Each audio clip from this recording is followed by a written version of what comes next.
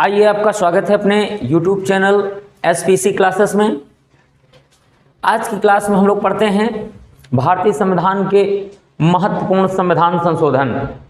तो आइए चर्चा करते हैं। सबसे पहले यहाँ पर हम लोग देखते हैं कि वर्तमान के कुछ पिछले गत वर्षों में जो अभी संशोधन हुए हैं उन पे तथा प्लस इसके पहले जो संविधान के प्रारंभ में संशोधन किए गए उनकी आज हम लोग एक तरफ से विधिवत चर्चा करते हैं। तो सबसे पहले प्रश्न यहाँ पर बनता है कि जो संविधान संशोधन आता है जिसे हम प्रथम संविधान संशोधन कहते हैं, पहला संविधान संशोधन कहते हैं। तो अब प्रश्न ये है कि प्रथम संविधान संशोधन जो हुआ था वो कब हुआ था? तो 1951 को हुआ था प्रथम संविधान संशोधन। इस बात को ध्यान रखना है, पहला संविधान संशोधन 1951 को हुआ था और 1951 में जब संशोधन किया गया तो सर्वप्रथम यहाँ पर जिसे कहते हैं 9वीं अनुसूची, कौन सी 9वीं अनुसूची जो है उसे जोड़ा गया था, 9वीं अनुसूची जोड़ा गया था। और एक बात आपको यहाँ ध्यान कर लेना है कि ये जो 9वीं अनुसूची थी इसका विषय क्या था?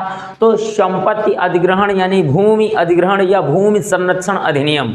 तो भूमि संरक्षण अधिनियम या भूमि संरक्षण अधिनियम को जो लगाया गया था संविधान के साथ इसे फॉलो किया गया, वो कब किया गया है? तो ध्यान रखना है 1951 में इसे फॉलो किया गया है। अब दूसरा प्रश्न यहाँ पर हम लोग समझते हैं सबसे पहले महत्वपूर्ण रूप से, जैसे कि आप यहाँ पर देखेंगे यहाँ चर्चा की गई है यानी कि 7वें संविधान संशोधन की, परंतु हम आपको बताते हैं सबसे पहले यहाँ पर एक संशोधन है जिसे सेकेंड यानी कि द्वितीय संविधान संशोधन आपका होता है, वेरी मोस्ट में होता है। ये हुआ था 1952 में हुआ था। तो अब प्रश्न आता है कि इससे अपने भारत के संविधान में कौन सा महत्वपूर्ण संशोधन किया गया था? तो ध्यान रखना है कि इस संविधान संशोधन से भारत के संविधान में यहाँ पर जो संसद की सीटें थी उनको पुनर्गठित किया गया था, यानी कि हमारे जो संसद की सीटें थी इन सीटों को क्या किया गया? पुनर्गठित किया गया था। ये बात ध्यान रखना है, संसद की सीटों को पुनर्गठित किया गया था। तो पुनर्गठन करने के लिए कौन सा संशोधन किया गया था? द्वितीय। जिस तरीके से तुम्हारे लोकसभा की सीटें हैं आपकी और राज्यसभा की सीटें हैं, इन सीटों पर जो है पुनर्गठन किया गया था। चलते हैं हम लोग अपने अगले संविधान संशोधन पे, 7वें संविधान संशोधन पे हम लोग चलते हैं। तो 7वां संविधान संशोधन जो कि किससे संबंधित है? तो एक बात ध्यान रखना है कि इसका जो वर्ष आता है वो कौन सा है, यानी कि 1956 में यह संशोधन किया गया था। परंतु यदि हम लोग इस पे चर्चा करें तो इसका संबंध जो है वो विषय कौन सा है? तो अपने भारत में जो भारत के भाषा के आधार पर राज्यों का पुनर्गठन हुआ था उसमें इसमें सबसे पहले मान्यता दी गई थी, लागू किया गया था। तो ध्यान रखना है भारत के जो भाषा के आधार पर राज्य थे उनको सबसे पहले किस संविधान संशोधन से मान्यता दी गई है, पुनर्गठन उनका किया गया था। तो ध्यान रखना है इसे 7वां संविधान संशोधन कहते हैं जो कि 1956 में लागू हुआ था। जिस तरीके से फजल अली आयोग के आधार पर सबसे पहले भारत में जो है राज्यों का गठन किया गया था 1953 ईस्वी में, उसी तरीके से 1956 ईस्वी में इनको भाषा के आधार पर पुनर्गठित किया गया और इस तरीके में भारत का जो पहला राज्य बना था भाषा के आधार पर, जो पहला राज्य का पुनर्गठन किया गया वो कौन सा था? एपी, आंध्र प्रदेश, यानी आंध्र प्रदेश सबसे पहले गठित किया गया भारत का राज्य बना था। तो चलते हैं यहाँ पर अगले अनुच्छेद पे जो संशोधन आता है वो है 10वां बहुत ही महत्वपूर्ण है। अगर हम लोग 90 की भी चर्चा करते हैं तो वो भी थोड़ा सा है, मगर यहाँ पर देखें हम लोग 10वें पे चर्चा करते हैं। तो 10वां संविधान संशोधन जो है इसका संबंध किससे है? जो कि 1961 में हुआ था। हाँ, अंतर अगर आप याद भी करना चाहते हैं तो 9वां जो हुआ था वो कब हुआ था? 1960 में हुआ था। इसमें दादर नागर हवेली और गोवा को केंद्र शासित दर्जा दिया गया था और उसे दमन दीव यानी कि जो दमन दीव है उसे केंद्र शासित रूप में मान्यता प्रदान की गई थी, केंद्र शासित राज्य के रूप में। क्षेत्र का नाम दमन, दमन और दीव। और इसमें ध्यान रखना है जो आपका 10वां संविधान संशोधन है, ये हम जो चर्चा कर रहे थे किसकी कर रहे थे, वो जो है 9वें संविधान संशोधन की चर्चा कर रहे हैं। अब हम आपको बता रहे हैं कि जो 10वां संविधान संशोधन है 1961 में हुआ है और 1961 में यहाँ पर गोवा, यानी कि एक बात और ध्यान रखना है, इसमें और कौन शामिल है, यानी कि जो 10वां होता है इसमें दादर नागर हवेली के साथ गोवा भी जो है केंद्र शासित के रूप में, संघ के रूप में यहाँ पर प्रदेश का दर्जा इसको दे दिया गया। मगर हम आपको अभी बता देते हैं, ये जो गोवा आप देख पा रहे हो ये संघ राज्य के रूप में तो 1961 में बन गया था, जिसे पुर्तगाली छोड़कर गए थे। तो पुर्तगाली जो छोड़कर गए थे तो वो दादर नागर हवेली से लेकर के आपका दमन एवं दीव एवं गोवा, यानी इस सभी क्षेत्र किसके थे, सभी क्षेत्र पुर्तगालियों के थे, जो छोड़ के 61 में चले गए थे, भारत को सौंपा। उन क्षेत्र सौंपे गए तो उनको सबसे पहले क्या बनाया गया 61 में, सबसे पहले छोड़ने के सत्र में इनको संघ राज्य बनाया गया। मगर उसके बाद 1987 में गोवा को पूर्ण राज्य का दर्जा दिया गया था। बिल्कुल ध्यान रखना, पूर्ण राज्य का दर्जा 1987 में दिया गया था।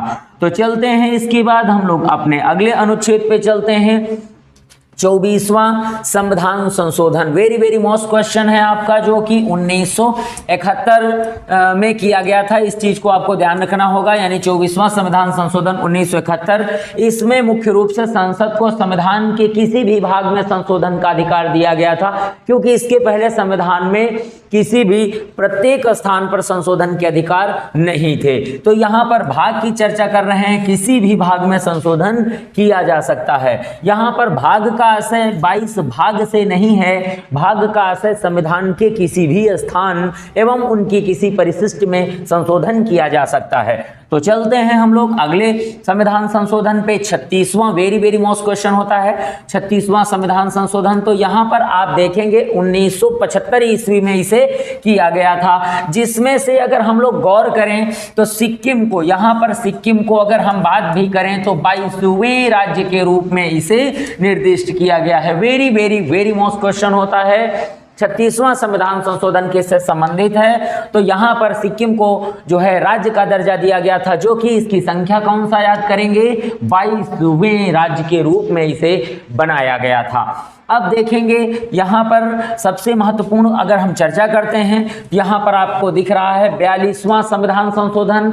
अपने भारतीय संविधान में यदि चर्चा की जाए तो मिनी कॉन्स्टिट्यूशन के नाम से किसे जाना जाता है, लघु संविधान के नाम से किसे जाना जाता है, तो 42वें संविधान संशोधन को ही लघु संविधान कहा जाता है। यानी कि अब तक का अगर चर्चा की जाए कि एक ऐसा संविधान संशोधन जो पूरे संविधान में एक साथ संशोधन करता है, वो कौन सा है, वो है 42वां संविधान संशोधन। और ये कब किया गया था, तो वैसे तो यहाँ पर आपको इसे ध्यान रखना होगा 1976 ईस्वी में जो है 1976 में इसे बनाया गया था, मान्यता मिली थी, जो यहाँ पर थोड़ा सा फॉल्ट है। तो ध्यान रखना है आपको कि 1976 ईस्वी में इसे जो है मान्य किया गया था। और प्रश्न आता है कि इसमें क्या महत्वपूर्ण चीजें की गई थी, तो ध्यान रखना है यहाँ पर जो आपकी प्रस्तावना है, प्रस्तावना में समाजवादी, धर्मनिरपेक्ष, एकता एवं अखंडता जैसे शब्दों को जोड़ा भी गया था। इसके साथ साथ इसकी व्याख्या बहुत ही विस्तृत है, जो कि हम आप लोगों को अगली कुछ क्लासों में हम इसकी व्याख्याएं बताएंगे, क्योंकि यह अकेले एक क्लास के बराबर विषय बनता है 42वां संविधान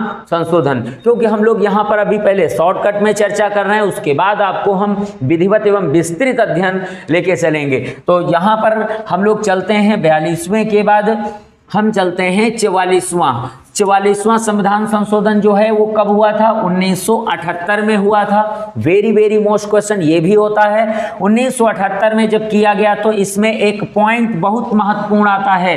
कहा जाता है कि जब भारत में आपात जैसी परिस्थितियां आती थी तो उस समय आंतरिक अशांति, यानी कोई समस्या होती थी तो आंतरिक अशांति ऐसे शब्द का प्रयोग किया जाता था। परंतु 44वां संविधान संशोधन करने के बाद क्या कर दिया गया कि जो आंतरिक अशांति शब्द होता है उस शब्द के स्थान पर सशस्त्र विद्रोह शब्द को जोड़ दिया गया था। ये बात ध्यान रखना होगा। और कहीं ना कहीं अगर चर्चा की जाए तो 7वां मौलिक अधिकार, जिसे संपत्ति का अधिकार कहते थे, संपत्ति के अधिकार को यहां से हटा करके जो अनुच्छेद 31 में था, संपत्ति का अधिकार किस में था? अनुच्छेद 31 में था, जिसे हटा करके 300 के कामे रख दिया गया। मगर यहां जब था तब वह क्या था? मौलिक अधिकार था, और जब यहां है तो वो एक विधिक अधिकार हो गया, विधिक अधिकार हो गया, कानूनी अधिकार हो गया। आज ये जो है मौलिक अधिकार नहीं है, यानी कि अनुच्छेद 31 क्या है? निरसित कर दिया गया है। ये ध्यान रखना आप लोग। चलते हैं अगले महत्वपूर्ण अनुच्छेद जो संशोधन है आपका, वो है 52वां संविधान संशोधन 1985। अब यहां पर देखते हैं कि सबसे महत्वपूर्ण बात आती है कि इसमें क्या किया गया। 52वां संविधान संशोधन जो किया गया 1985 में, इसमें 10वीं अनुसूची, कौन सी अनुसूची ध्यान रखना है? 10वीं अनुसूची जो थी वो आपके संविधान में जोड़ी गई थी। यानी कि ध्यान रखना है 10वीं अनुसूची, जिसे दल बदल कहा जाता है, इसको इसमें जोड़ दिया गया था। तो अनुसूचियों की संख्या संविधान में कितनी हो गई? यानी 10 हो गई, जबकि प्रारंभ में कितनी थी? 8 थी। सबसे पहले 9वीं अनुसूची 1900 कब जोड़ी गई थी? 1952 में जोड़ी गई थी। वो प्रथम संविधान संशोधन से जोड़ी गई, और 52वां संविधान संशोधन से 10वीं अनुसूची जोड़ी गई है। ध्यान रखना है। अगला पॉइंट आप देखते हैं 61वां संविधान संशोधन। अब प्रश्न इस जगह पर बनता है कि 61वां संविधान संशोधन है वो कब हुआ था? 1989, 89 जिसे कहते हैं, यहां पर किया गया। और एक very very very most question होता है भाई, इस क्वेश्चन को आपको बिल्कुल ध्यान रखना पड़ेगा। कैसे? जैसे कि यहां कहा गया है कि ये जो मतदान की आयु हुआ करती थी वो पहले कितनी थी? तो मतदान की जो आयु थी वो पूर्ण रूप से थी, जिसे हम लोग कहते हैं कि 22।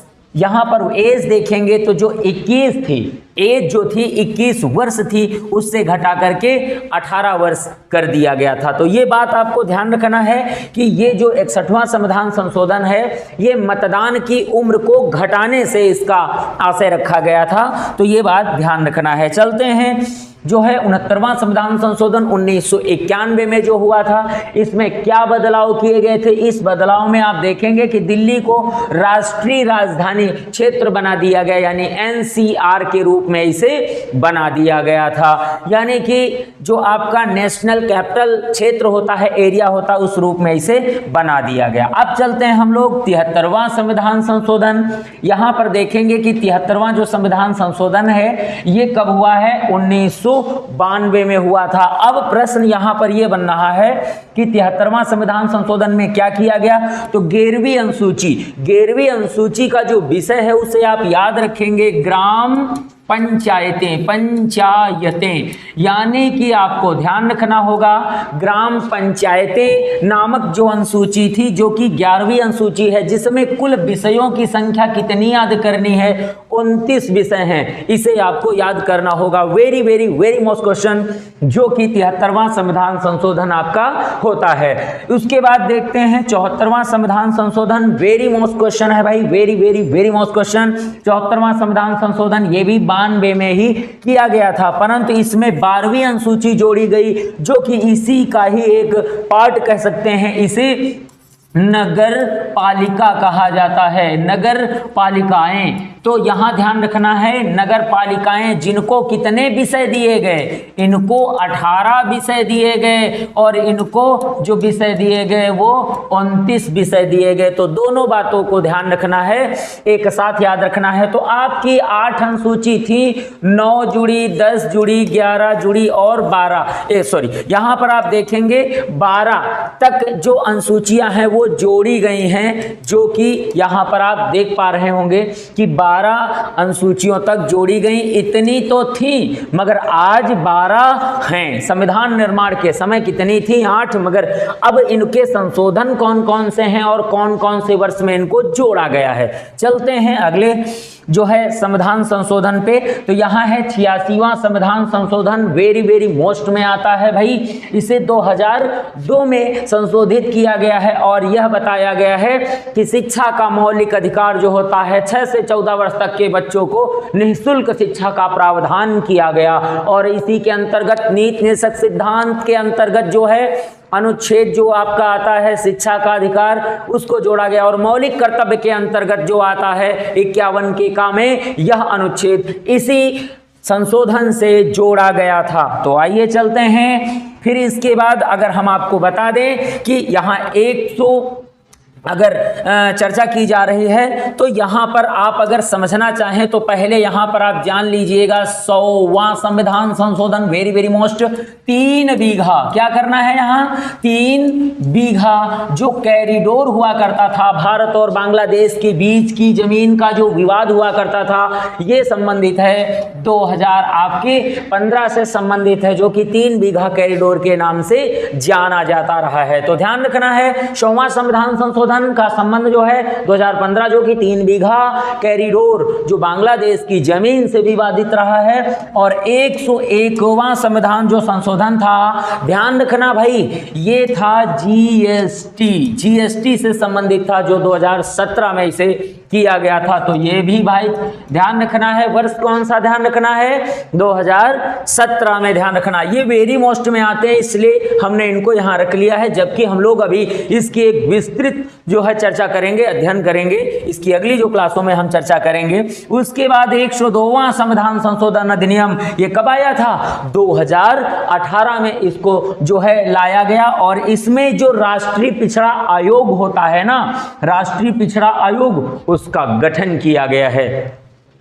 पिछड़े वर्ग के आयोग के जो अध्यक्ष होते हैं, वैसे तो उनकी नियुक्ति भारत का राष्ट्रपति ही करता है, परंतु ध्यान रखना 102वां संविधान संशोधन राष्ट्रीय पिछड़ा वर्ग आयोग के गठन से संबंधित है। और 103वें की अगर चर्चा करते हैं चलते चलते, तो यहाँ पर देखेंगे कि 103वां जो संविधान संशोधन है वो 2019 में किया गया था। और यहाँ पर आर्थिक रूप से जो सवर्ण हैं, उनमें आर्थिक रूप से जो पिछड़े हैं, उनके लिए 10% आरक्षण प्रदान किया गया है। तो ये भी भाई ध्यान रखना है कि 103वां संविधान संशोधन जो होता है वो किससे संबंधित है, 10% सवर्ण आरक्षण से संबंधित है। फिर से प्रश्न हम लोग देखते हैं अगला, 104वां संविधान संशोधन जो आपका बनता है, इसका संबंध काहे से है, तो ध्यान देना 2019 में ये किया गया है, जो कि लोकसभा विधानसभा में जो 2